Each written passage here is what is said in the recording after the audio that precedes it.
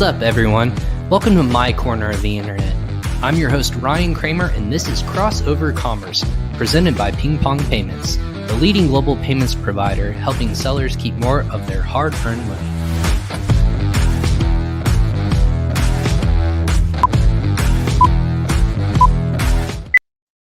Hey, everyone. Welcome back to another episode of Crossover Commerce. I'm your host, Ryan Kramer, and this is my corner of the internet where I bring the best and brightest in the Amazon and e-commerce industry. With that being said, this is episode 182. If you were with us yesterday, we had two episodes almost back to back, really. We talked about building profitability with your brands and how to make your brands both valuable and sellable and what that looks like with our roundtable panelists. And then we also talked about just overcoming obstacles on Amazon. Today, we're taking a little bit of different approach. We're going to put our fortune telling hats on, kind of taking what we learned about in 2020, I would say, even in also 2021, and really how it's going to impact brands moving forward, because there's just news constantly coming out. I feel like my head's on a swivel stick. Our guest was talking, I was talking pre-show with our guest today.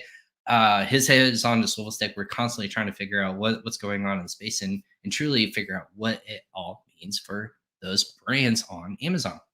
With that being said, just a quick shout out to our presenting sponsors, PingPong Payments.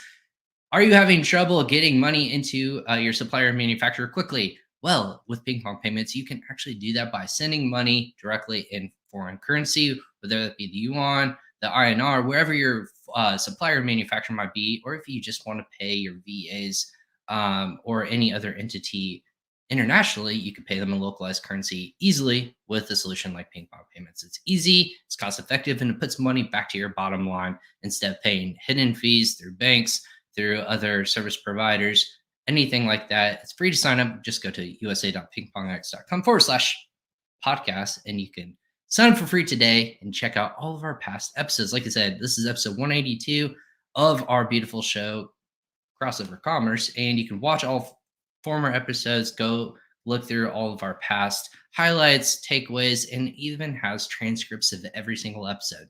So if you do the math, we do on average about an hour worth of content for every episode. So lots of content out there to read through, key takeaways from all of our experts, including our guest, who's also a friend of the show. So that being said, we wanted to talk about 2022, what to expect, and how brands are going to adapt moving into this next coming year, which is only a few weeks away, believe it or not.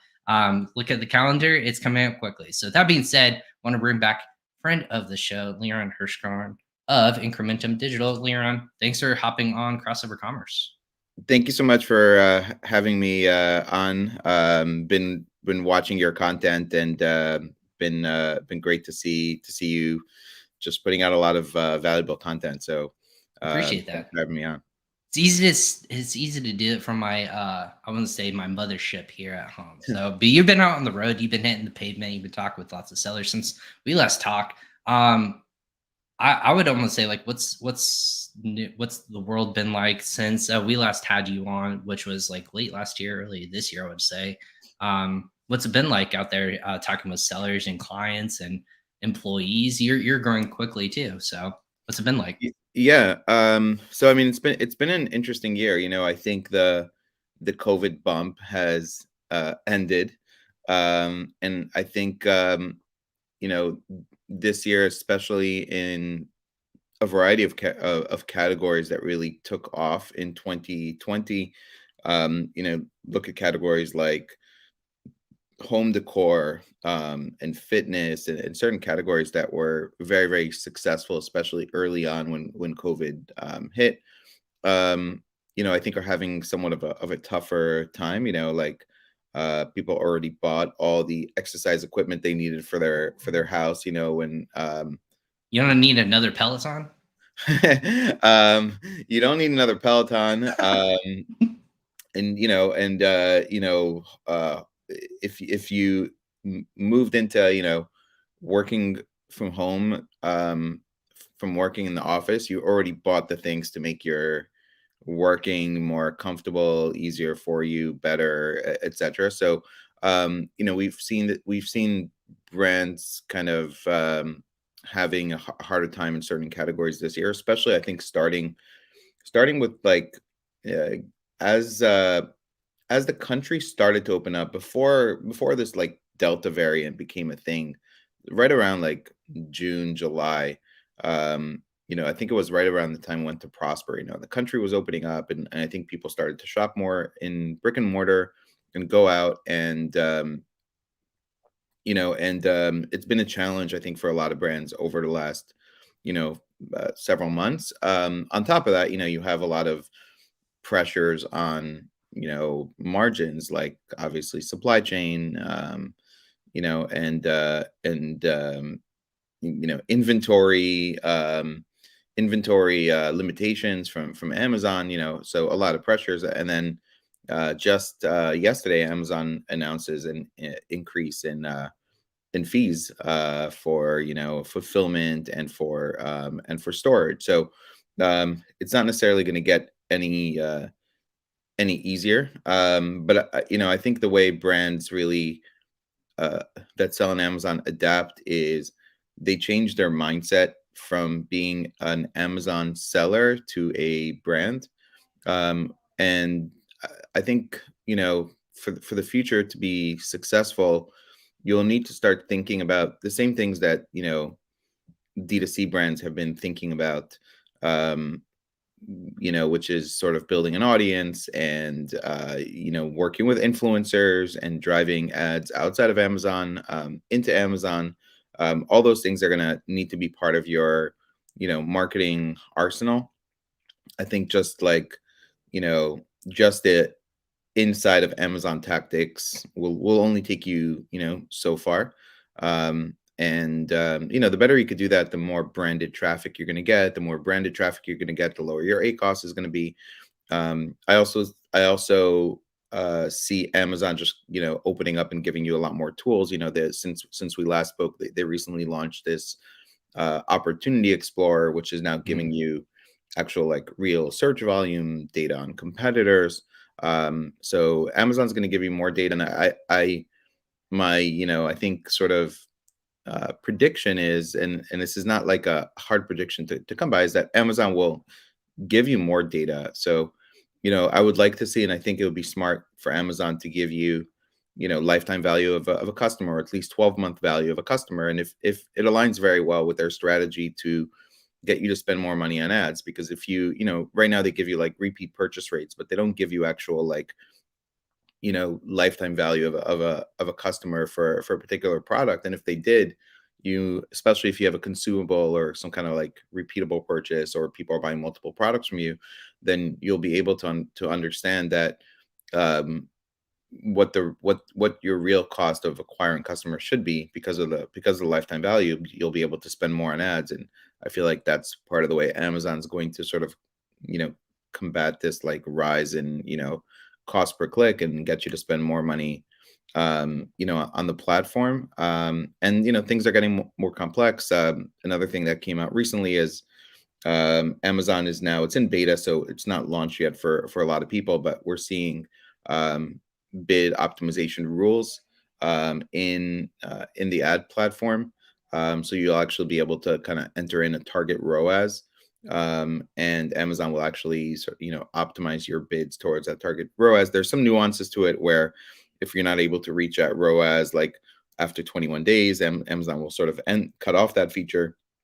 When I posted it, or when I saw somebody post about it, somebody made a comment almost like, are you going to give like it was some kind of term like basically like, are you going to give like the robber like full access to control everything, kind of a thing? Like, do you want Amazon optimizing your bids for you, because they obviously have like different set of interests? But just a lot of things happening. Well, that makes sense, and I'm laughing here in the background because you're right. Do you really want to leave it up to Amazon to say, "Oh yeah, like let me add a little bit more to my budget here, or upcharge here, or things like that," and that can get out of hand quickly. High level, when you mention all those things, it seems crazy to think that all happened in 1 year. It seems like I'm not sure about you, Lauren. Has this been a year where there's just been so much change small tweaks here and there, nothing like super major, like FBA or FBM or anything like that, just like the program itself. Nothing major like that. But there's been tons of tweaks, I feel like every 2, 3, 4 weeks or Mm. so, that Yeah, there's just people are constantly have to stop what they're doing, read through everything, and like, all right, well, this makes it annoyingly hard to like adjust, but we can do it. So it's almost like the thousand death by thousand paper cuts, right? Like small things here and there, and over time you're like, you have to. Jesus, like let me let me have a break. Yeah, you have to pay a lot of attention because yes, there's been a ton of updates, and as you know, as we talk, I just think of more and more. Amazon launched now this like customer engagement tool, and it's intended to allow you to send out notices of like new ASINs to your followers. And again, that's something D2C brands have always had to think about, getting followers. Well, now you'll have to think about, how do I get more followers on Amazon for my brand? So yeah, I mean, it seems like there isn't a week or two that goes by without some kind of update somewhere, especially in the advertising side. There's been many updates. I mean, you can now target Twitch audiences, in sponsored display ads. Look back periods for retargeting and purchase remarketing are now um, expanded. There's been so many things that, yeah, you really need. You can no longer just like Amazon sort of be an autopilot kind of thing for you, because you'll lose ground against your competitors that are taking place. We've seen Amazon posts now show up on detail pages if you have 10 or more posts. I've seen influencer posts show up on Mhm. on detail pages. So um Amazon is definitely um they're definitely trying to cater to brands and make it give brands more tools, more data, and and make the platform, I think, more friendly towards towards brands. eh, we've seen video ads now on and off have had a link towards going to somebody's store. Amazon is really another big thing, is attribution and the brand referral bonus, the Mhm. 10% or so on average that you get by sending traffic from outside of Amazon with attribution. So I think you'll see a massive adoption in attribution as a result. I think you'll see a lot more tools being developed in order to take advantage of attribution. Um, and a year from now, if you're not using attribution, right now, if you're using attribution and you're running outside traffic, you're kind of like early adopter in a way. A year from now, you'll be behind the pack.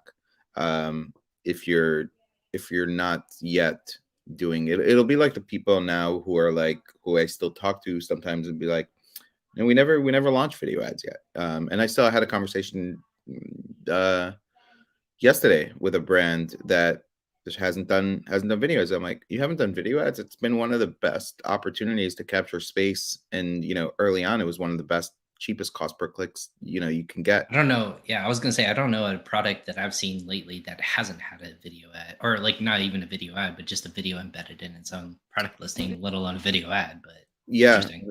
video in the listing, video ad, but there's still a lot of people, especially in Europe. This brand sells in the US and Europe, and successful. I mean, they're a seven-figure brand. They're successful. They just never implemented it. And it's like you really need to stay ahead and take advantage of the tools that you're given, in order to like maximize the opportunity. Because if they had launched a video ad even with the same budget, then you can, and that video ad performs better, you can start to shift budget at least to that ad and lower your cost of acquiring a customer, your cost per click, your a cost. um great opportunity, especially because they're so prominent on mobile. And you know uh, uh 60-70% of shoppers are shopping on mobile. Another big thing is custom image beta in sponsored brands. If you haven't adopted that, I mean, you should do some searches on mobile and see the difference of what it looks like to have custom image beta, the custom image on a mobile sponsored brand ad versus not, and it's huge. So like so many changes this year, and then at the same time so many challenges for brands. But I think the way brands need to evolve is really, and what I've been doing sort of on the agency front, like since the beginning of the year, I've been really, I would say, pushing um, my team to work on systems and processes for driving Google traffic into Amazon, which we've recently started doing. We've now put together an influencer marketing team, and we're doing a beta. We're doing it for brand management clients, and we're doing a beta for one non-brand management client to utilize influencer marketing and use attribution. And I mean, this is where things are moving, and I'm the same way as a brand owner, because if I don't implement this as an agency, then I'll be left behind in terms of like how I can help clients. So I keep thinking about, well, what's next and how do we help customers implement it. And honestly, if I don't help customers implement it, somebody else will. Right. So, and you need to have that same urgency as a brand owner. If you don't take advantage of these opportunities, somebody else will. Your competitors will. And if you're going to think about what are the advantages and disadvantages of being a US seller versus a Chinese seller. The Chinese sellers will always be able to launch products faster, get samples faster, vet products. We had a company Halloween Zoom party, and I wanted to get I wanted to get Frontman from Squid Games, right? You and every other person on the planet, man. Yeah, well, yeah, it was the number one search term for a little bit, but like all the products that were available were only shipping direct from China because they can get those products up quickly, and the prices were high too, right? So that opportunity will just not be available for a US based seller. But where US based sellers can win is through better marketing, better branding. You can see the Chinese brand names that are probably auto created by bots that are just creating accounts and brands that don't make any sense. Like the more we move towards like branding and marketing, the better chance you have to um, you have to win in the market. And that's from a lot of aspects. I there's somebody I got introduced to in my town that has a product in retail. They sell like almond flour, like breadcrumbs, like keto, paleo stuff, and they weren't really a potential client because they're kind of small. But somebody in my town asked me if like I'm willing to like take a call with them. So last night at 9 o'clock, I got on a phone call with them, and I looked at their listing and I saw so many opportunities. I'm like, first of all, your packaging was designed for retail. It's not designed for Amazon. Look at your competition. Your competition has this like giant thing that says like Kiss My Keto, like a brand called Kiss My Right. Keto, paleo breadcrumbs or whatever, like in big on their packaging. For you, I can't even tell what the product is unless I like really like zoom in on the main image. Like you have to think about all these things. How does your packaging stand out, in the search results? Like what are all the areas you can optimize to really like make your product pop and capture attention? And at the end of the day, it's about, good marketing is about being able to, to capture attention. I think you really need to think about like every aspect of your business and how you can optimize it. I was gonna say, going off to your point of the customization, I asked people, how do businesses and brand owners take advantage of customization of trends or anything like that? When in a quick environment, it's gonna last 6 months, if that. You want to get in, get out. How do you set processes in place? And I thought there was a really cool story. I forget where I read it. Um, it was a 3D printer. I believe is on Etsy. Pretty typical. You can't really do that customization too much in Amazon, but I think that there will be a play there where Hmm. Amazon plays in the customization world of if you have the ability to customize a front main mask or anything like that, the drop of hat, sell it through Amazon's portal. Seems like that there would be more opportunity through the customization processes where there's institutions in the United States or more local in those markets where you can turn around quicker and take advantage of those search opportunities. Because I think the feedback of there's just no products out there that exist to take advantage of trending opportunities, whether it be pop culture or Right. applicable, environments of whatever that might be. Right. So I thought there was some cool opportunities there in that regards. And a seller said I had all my 3D printers going 24/7 for 2 months or a month or two solid before Halloween, and I was selling them out like crazy. So things like that, where obviously there's opportunity for branding and ebbing and flowing at a time where search trends can change like that. The other thing I saw recently, and I posted about this yesterday, is how certain brands are promoting now voice search instead of just in-app search as well. And the reason why I brought that up yesterday is I look at a couple brands who are who work well with Amazon, and it's almost like the test market of, hey, we'll try this and we'll offer a really good discount. In the old days, that was the way to launch products and things like that, but it's now a focus on featuring different, whether customers adapt and they use those kinds of new ways to search. Of it was telling Alexa, hey Alexa, buy or purchase Casa, and it was branded term that you had to use, like Casa Smart Switch or Casa Smart Bulb or color bulb. Yeah, you might be making a purchase on my Alexa right now. Oh no, I was gonna say I hear something in the background. Yeah, I was Yeah. like, see, that's what I'm saying. It's like it's Yeah. so easy. I can just passively be saying that. Same with Apple products. I feel like all the time, but in the general notion, it added it to cart, and I was starting to think through this. The more and more I thought about this, I wonder if Amazon's going to start pushing more weight towards voice search instead of Mhm. just in-app search, because it's actually streamlining the processes quicker to add to cart. Instead of thumbing through everything, searching, actually clicking through maybe two or three steps, but that just adds it directly to cart and everything's already saved on file. Why not make that purchase a little bit quicker Yeah. and reward that search in that capacity more too? Yeah, I think uh like you said, in terms of rewarding it with like algorithmic ranking, if your product is getting more voice kind of search. I mean, I see it. I have an Echo Show, which also has like a screen, The video. and it's super useful because first of all, it pops every time there's a delivery from Amazon outside. It kind of gives me like a notification that something was Mhm. delivered, and then I can see on the screen like what it is that was delivered.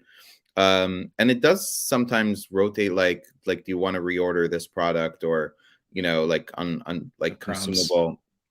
consumable products and stuff that I buy. So I definitely see um I think Amazon also working on improving the technology, or for around voice search. So yeah, it'll be interesting to see how that evolves. Is that trackable, by the way?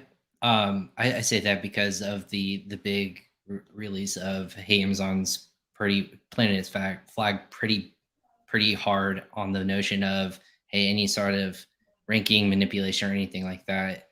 Not to say that this isn't a way to do that. Is voice trackable in that regards, or I'm assuming it's all done through IP? Would that be something where you can enhance somebody's searching of a branded term, and if that happens to give more weight, I wonder if there's a way where instead of you seeing keyword searches in something like a helium 10, a jungle scout, Mhm. viral, something like that, Like what the is voice that is search is that like. yeah, I was going to say, what's voice search capability and how I often is mean, that being searched for? yeah, I mean, I think it's interesting concept. I think eventually it.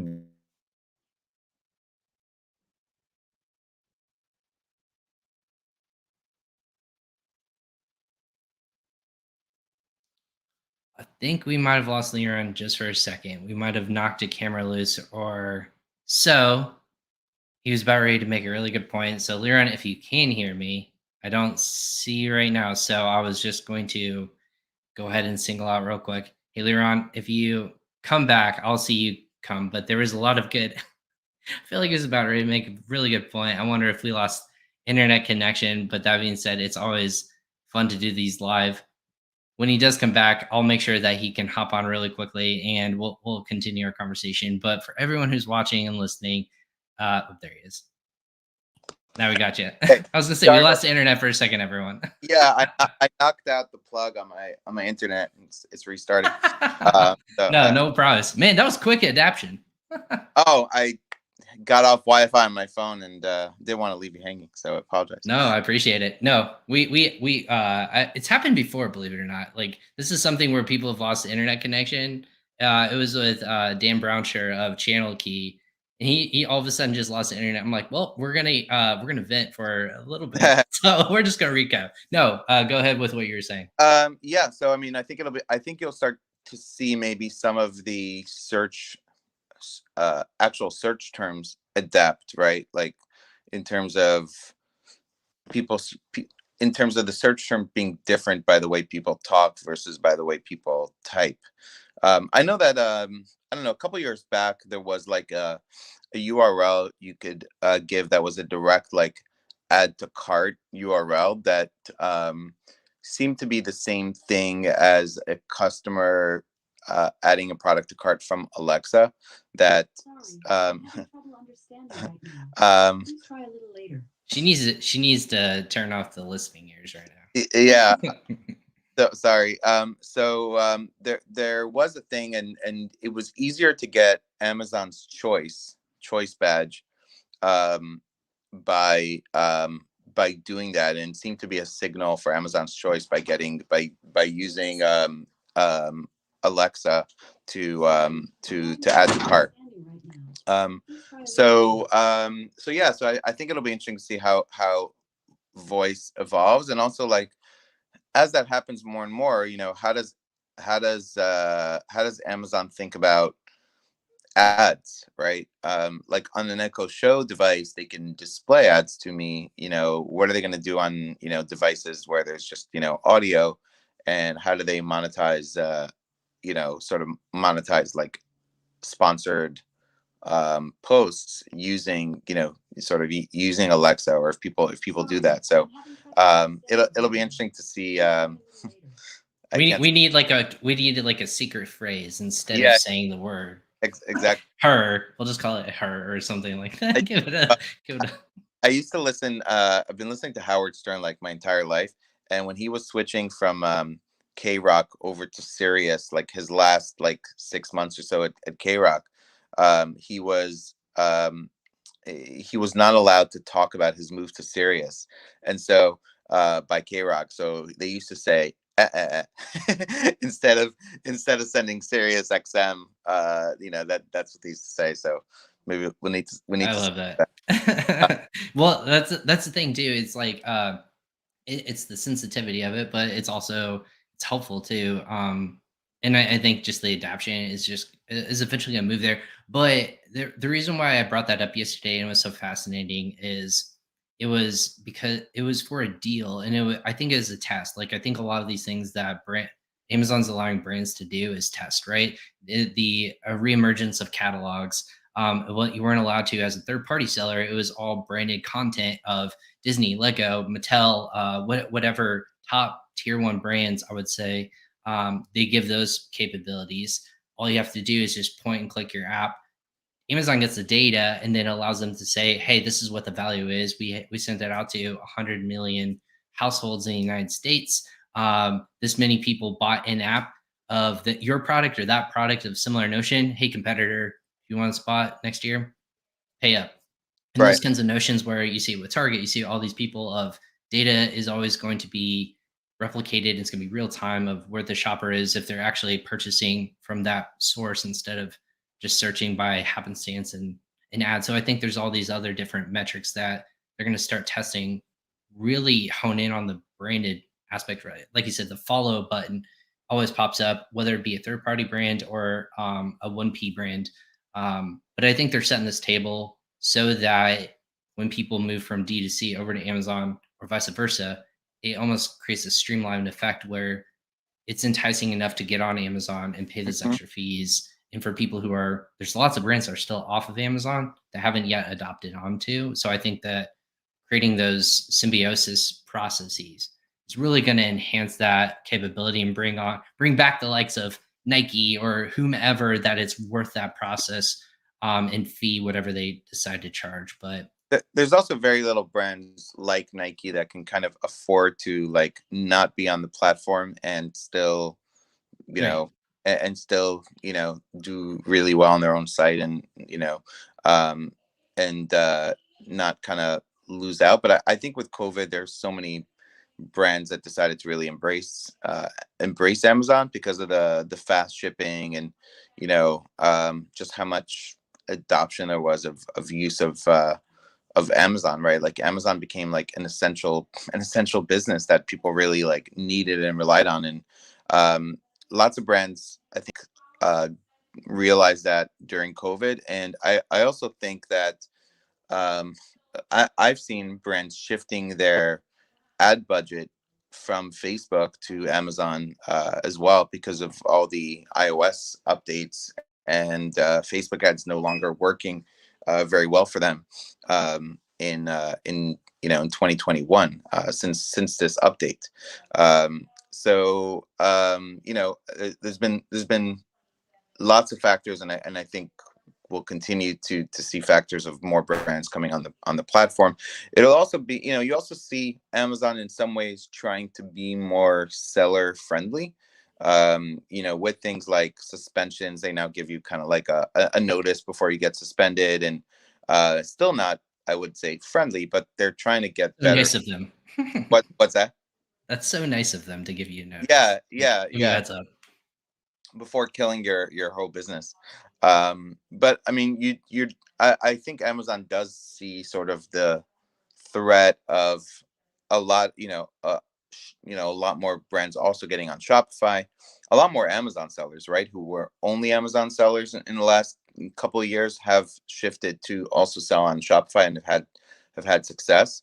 And Walmart to some extent, making a push with Walmart Plus, and um, Walmart continuing to add more and more sellers. And I think Walmart wouldn't add as many new sellers, if Amazon was kind of easier to deal with, and sellers wanted more options, and kind of being frustrated with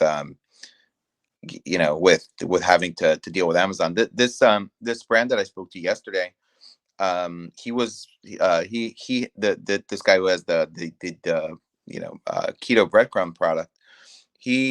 I asked him, like, why is a third party seller selling your product and not you directly? And he said, well, I tried opening an account on like a seller account, and I had so many issues like verifying and getting on, and I tried to reach out to their help. Like I could never open up an account.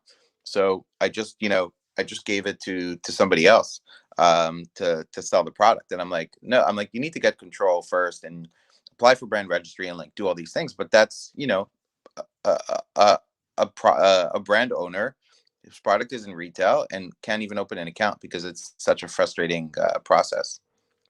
Yeah. Well, and that's what a lot of people are trying to struggle with. We talked about yesterday of 6.4 million technical Amazon sellers, active is 1.5. Where's that disconnect? And people are either getting kicked off, but also I think just that barrier is just so difficult to overcome. Of these little things, they just add up, and it's really difficult for people who are used to it and they have these resources. They're used to this background and they can overcome those. But like you said, if it's difficult to get verified, or it's just a pain in the ass, let's just call it what it is. They're just gonna figure it out or go with somebody else. So, um, I guess looking at our topic and how brands are going to move forward, I think a lot of people are cognizant that they need to be more of a company focused instead of a product focused entity, whatever that looks like to them. Right. Does that does that to you and your clients and customers, does that mean omni-channel, or does that mean diversification in terms of different marketplaces? What does that look like to you, a lot of your clients, what you're telling them for the next year? Yeah, I mean, in my mind, it's not so much about like the all the different marketplaces that you sell on. It's just having more control. So if I develop relationships with influencers who like my product and will, talk about it to their audience, then sort of doesn't matter. I can send it to Amazon. I can also, on a switch, send that traffic into my website. If I have an email list, I can market the list to go buy on Amazon. I can market so the list is incentivized to go buy my website. So I think it's about more direct control, direct communication with the customer than necessarily like where you're selling. But I mean, our focus is um, our focus is to drive these signals into Amazon, and the reason is because I think Amazon is looking at more of these signals of backlinks. Do you have backlinks to your Amazon listing on content websites? Um, you know, um, Casey Goss just spoke at AMZ Innovate, mentioned he thinks Amazon is even looking like at, are you on Walmart? Are you on D2C on your own website, as a signal to see if you're a real brand. So maybe there is something there, but um, for me, and like as a focus of growing your sales on Amazon, I think you have to drive outside traffic into Amazon. Now, does yeah, you should, if you have the bandwidth, you should have a Shopify site, and you should be, you can run Google Shopping ads alongside with Google Shopping ads to your site, alongside with Google text ads with attribution into Amazon. There's also, for brands that we have some brands that have said to us, like they're in retail, they're selling a lot through their own website that we manage, that said to us, look, we don't want to run Google ads because that's cannibalizing our traffic into our D2C site. And my response is, okay, but there's people searching like your product plus Amazon, right? Like there's still certain searches that where people really intend and want to get to Amazon. There are also people searching your brand name plus Amazon, right? Why would you do that in Google? I don't know, but people do. Because just there's people who just start out everything with, on their computer with Google. So there's still searches I think you could take advantage of. And with your influencers, yeah, I don't think, I think you should send signals to Amazon that Amazon wants, because it's going to help your rankings, and it's an algorithm that you're trying to sort of manipulate, versus your D2C site. We do see a lot of opportunities in terms of expansion into Canada, expansion into Europe. I have a client that we're running ads for them in the US, but they're doing so well in Canada, they don't even want to run ads there. They can't keep in stock, and they're not running any ads, for example, right? It's something you don't really hear about the US market. Like, hey, I'm doing so well in the US market, Yeah, I don't even need to run ads, I'll right? take that. Exactly. Right. It's not the case. So there's more opportunities, I think, also to expand internationally, that brands should be looking at for 2022.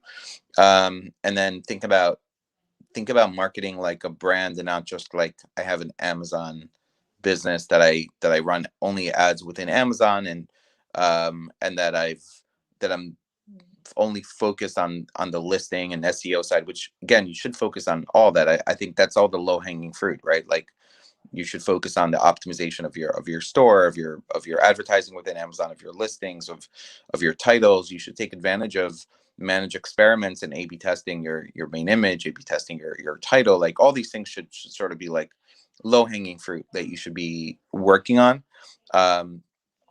And then and using tools like PickFu, right, and like these things that are out there that are available to you to like optimize and improve what you already have on Amazon. But from there, really think about the marketing outside.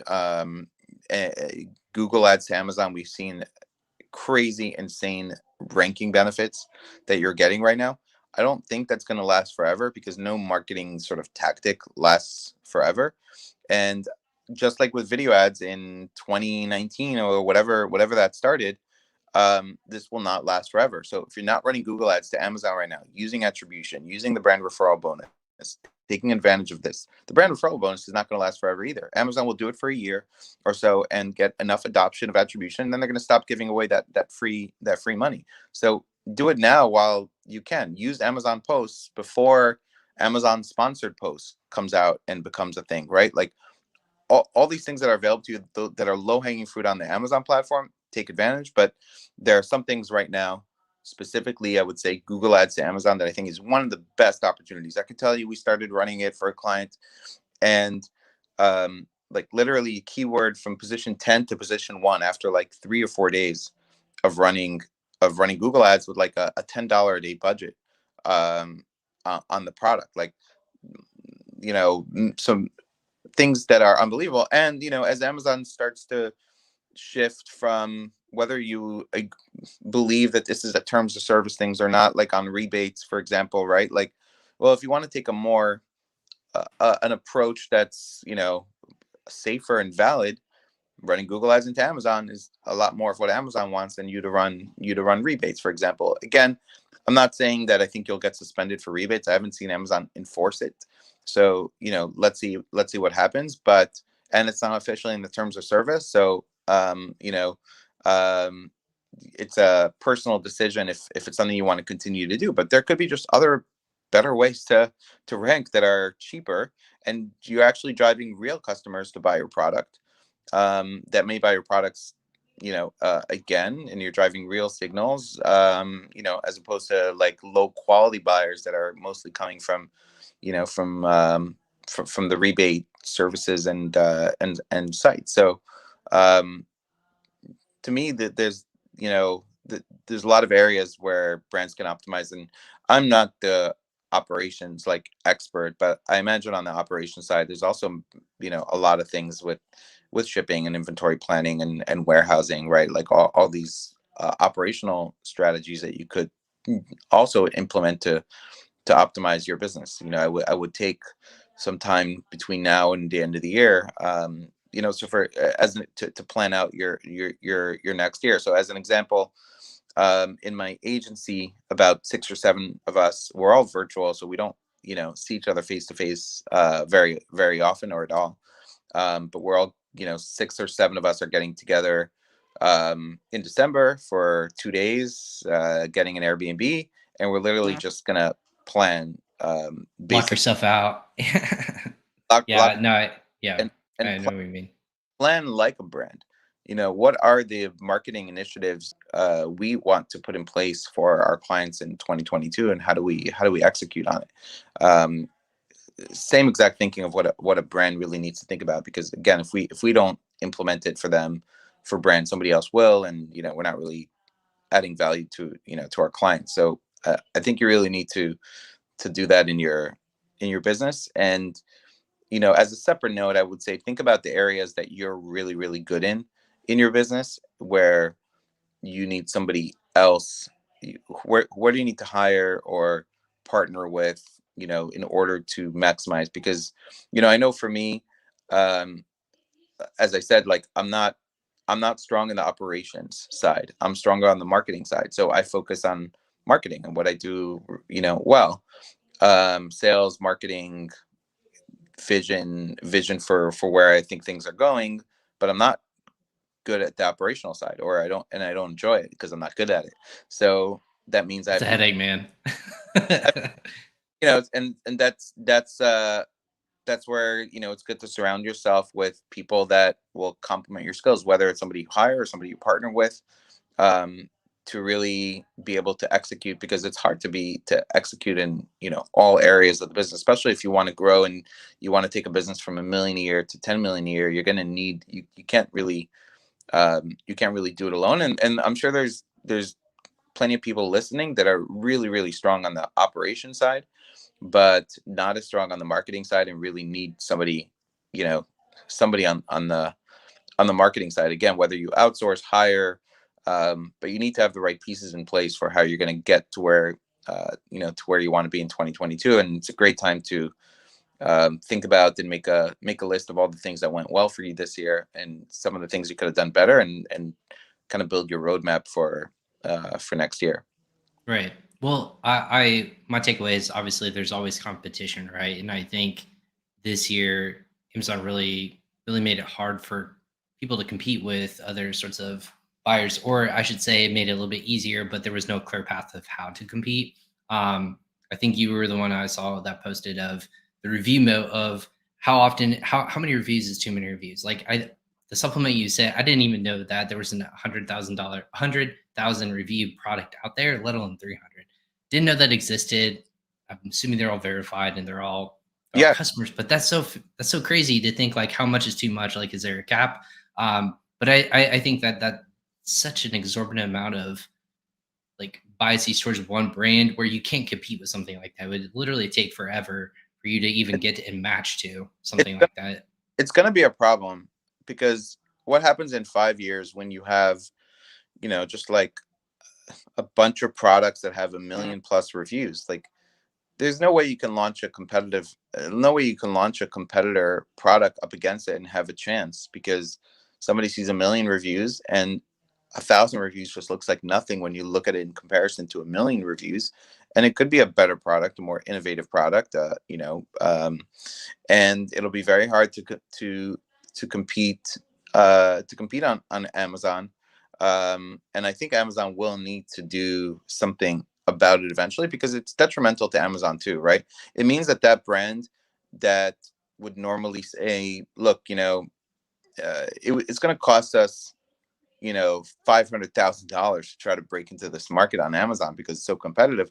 Let's just go spend, you know, 50 or 100,000 on marketing our Shopify site. We have a much better chance of success, to build something off Amazon. And innovative new brands in these categories are not going to come onto the platform, and that's a negative for Amazon. And also, you know, it's going to force the income, the existing brands to not have to innovate, because they just have so many reviews. Like, do they really, does Goli apple cider vinegar gummies really need to like focus on improving that product or making it any better or changing the formula, even if they know there could be something better about it? Well, not really. They already have so many reviews. They don't need to innovate. But what if, what if the search results just showed 500 plus for everybody? Even if maybe once you go into the listing, you can see like the reviews. Now it's not hard to build up 500 reviews over 6 months or a year.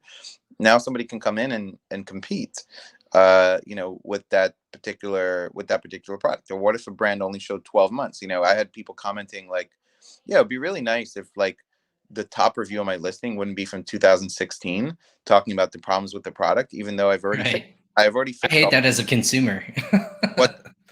It's just when I look at that, I actually paid attention to that as a consumer of what's the most relevant, because I know in the business, that people, if their reviews popping up from that long ago is the most relevant or most rated, or I forget how they phrase it, thumbed up or whatever, review, and they know that's from 2 years ago. I'm assuming that there's going to be some sort of fix. So it always defaults to most relevant, but actually it should be going most recent. What do you look at that regard in that regard? So if it's bad problems recently, but it's a really good reviews, I actually, as a consumer, stay away, because maybe it's a Right. bad batch of products or whatever that might look like. So it's really hard, like you said, to compete in that notion.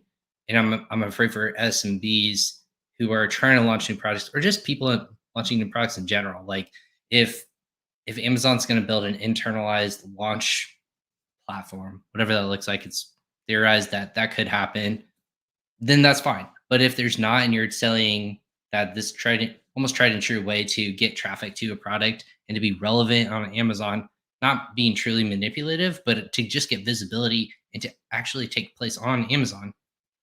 If there's no other solution, what do you suggest for new products to come to market? You can't just have what's existing out there. There's always going to be new products, and that Right. doesn't seem like a clear path yet for Yeah. businesses moving forward. And to some extent, and by the way, and in terms of launching, I do believe Amazon will launch an influencer platform where brands can connect with influencers.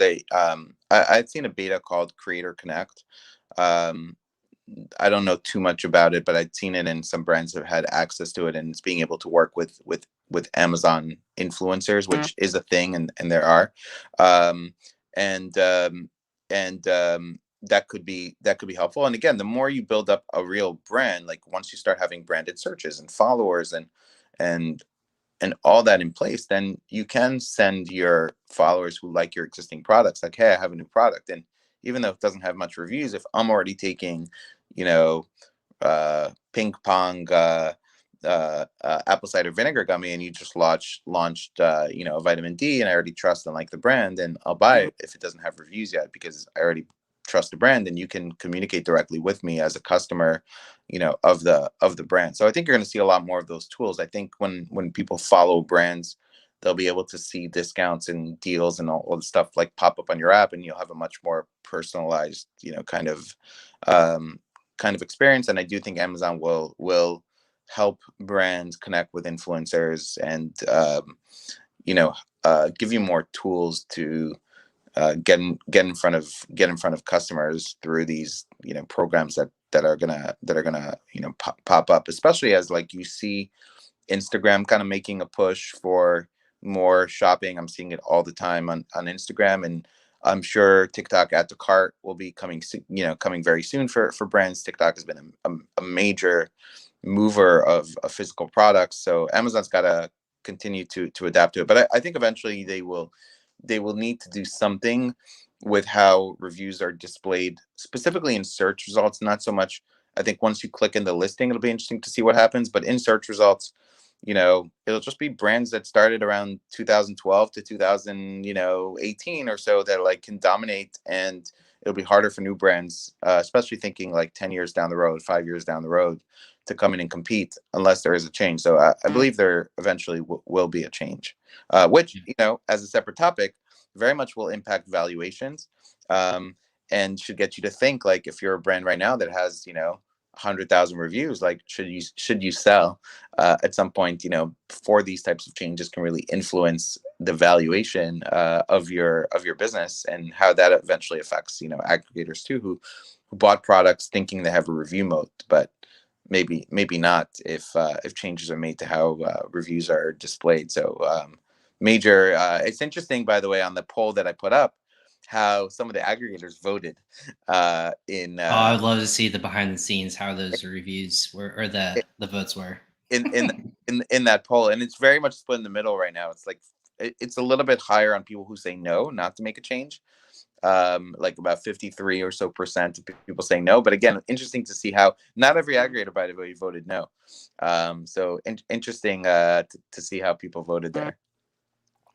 Right. And gosh, and we were talking about this yesterday too. Of I feel like it always gets brought up of the adaptation of just how business models were changed. Solely selling on Amazon now it becomes a little bit more diversified in terms of that notion, both D2C going on to Amazon and vice versa. I think that that's the opportunity for growth, and I think where a lot of business models will start to adapt. Again, it's just people power of you have a team for Amazon versus you have a team for direct to consumer. Most can overlap, but there's still a notion where you have to drive still traffic to externalize landing pages, websites, things like that. It's a whole different ballgame than optimizing on Amazon. That model is really hard to be really good and efficient at. On top of, like you said, if you're buying a product with this, it's the number one seller. Gosh, I think it's public knowledge. For example, 3 straight years, Beckham pillows or something like that. Mm-hmm. And I go there and all the ads to it are simply rated, have over 100,000 reviews on Amazon. That's its calling card of why you should buy this product, and actually sold me on it and go, well, shoot, it's been around a long time. It's probably gonna be nice. And they're nice, like, Right. but that keeps you from innovating, that keeps you from driving all these different things and features and kind of adapting where you could. Right. So that could be a difficult notion. So super fascinating data set in that regards. In the couple minutes I have left with you, obviously we talked about all these different headaches. Again, I call them pain points, headaches, death by a thousand paper cuts. Those were those seem like the bad things. Is there anything that really stood out for good things that like you were surprised by this year and you think will continue into the next year? Yeah, I mean, I think well, one, I mean, I think when you look back at COVID, besides, let's say, for COVID itself, like, obviously a lot of people negatively affected by it in a lot of ways, but overall, very positive for, for the industry. A lot more adoption of e-commerce, a lot more adoption of Amazon Prime. There's a lot of momentum that and change that won't revert back to prior to COVID. So I think that's great. The pie is also getting bigger. So interesting article. If you look up the recent article on Marketplace Pulse, that says actually that the US market The competitive one. actually not as competitive, because like there's more like sales per seller on the US market than other markets. So like overall the opportunity is still great. We're still in early innings of e-commerce, and Amazon is giving you more um is giving you more tools to connect with the customer. When in the past could you ever, send a notification to people who follow a brand that you're launching a new product, right? Like when, so there are more opportunities that will come for brands. When in the past did Amazon give you search volume data, right? Like you're getting, there are a lot more tools and positive things that are happening for brands. It's not all negative, and if you take advantage of them, then you still have an amazing opportunity to grow brand. And the truth is that with all the talk of, let's say, like aggregators coming in and competing with you, they've also made the multiples significantly higher in the last year as competition has increased for your brand. So if probably somebody who sold in 2018 for 2.5x might be kicking themselves, because today you can get 5x, 5x's, yeah, uh, average. depends. So like there's also been a massive opportunity, and like never been an easier, better time for sellers to build a brand and exit and get a meaningful amount of money you can put away for your future, or even retire. um in building a business on Amazon, where you get to sit at home, never touch the product. Think back 15 years ago, we didn't have these kind of opportunities. So I think a ton of opportunities, moving forward. If you look at the positive aspects and don't, there will always be change. If you only focus on the negative, you'll not be able to move forward. Absolutely. And yeah, it's look at that. We have one person, Abdul, really informative. We appreciate you listening on LinkedIn, and I think that's the case, right? It's always going to be changing and adapting. I would like to see that continuation of like really enhancing what Amazon expects that platform to be, right? If you know the vision, but you're also supporting along the way, instead of conflict of interest, rewarding one where you don't reward the other. I think that will only enhance its platform and make sellers, more apt I mean, to. yeah, yeah. I mean, there's certainly problems with with Amazon. Should they be putting their own brands ahead of even sponsored results? They're super difficult to deal with. They can suspend you like this, and you'll never get back up. I mean, there's many issues, but I think you need to use the reason why brands are there is because the positive outweighs the negative, obviously, right? Otherwise, brands would leave. And honestly, like the reality is, you don't have a lot of other good choices other than selling on your own website. There is no other marketplace that gives you the ability to sell in volume the way Amazon does. Yep. Time will tell. And always adaptation. Again, we're all speedboats. So you can change a little bit quicker than larger corporations, which is a positive in Definitely. that regard. So that being said, I know people know how to get in touch with you. What are you working on? What's kind of, if they want to reach out to you, are you taking on new clients? Like I know you got 8 Fig going on, like so much Yep. with all these different capacities. What are you looking forward to Yeah. in the Uh, upcoming year? yeah. So I mean, so again, where we're kind of, well, we're doing full brand management. So we're managing brands fully on the platform. We're also doing advertising management, creative work. We started running ads on Walmart this past year as well. We've recently, it's still in a sort of beta mode, but we recently started running Google ads into Amazon and doing influencer marketing. So for me, that's a big initiative for 2022 to really ramp that up and be able to streamline it and think about how we provide the reporting and et cetera for all of that. Um, and that's Incrementum Digital agency. You can also obviously follow me on all the on Instagram or LinkedIn, Instagram, Facebook. I have a podcast as well, E-commerce Mindset, and a Yeah, Facebook. just eclipse 100 episodes, right? Yes, yeah, and for the 100th episode, we had Carlos Cashman, CEO of Thrashio, um, and for and then I'm also an advisor to 8Fig, which is a company that helps brands, whether you're on Amazon or Shopify, e-commerce brands, get access to growth capital, along with technology and tools around supply chain and planning out your supply chain and getting the funding behind it. So definitely keeping busy, but they say when you love what you do, you don't work a day in your life. So I'll sum it up. Man, that's a lot. And if I were you, I'd be losing my hair like crazy. I mean, more than I already am.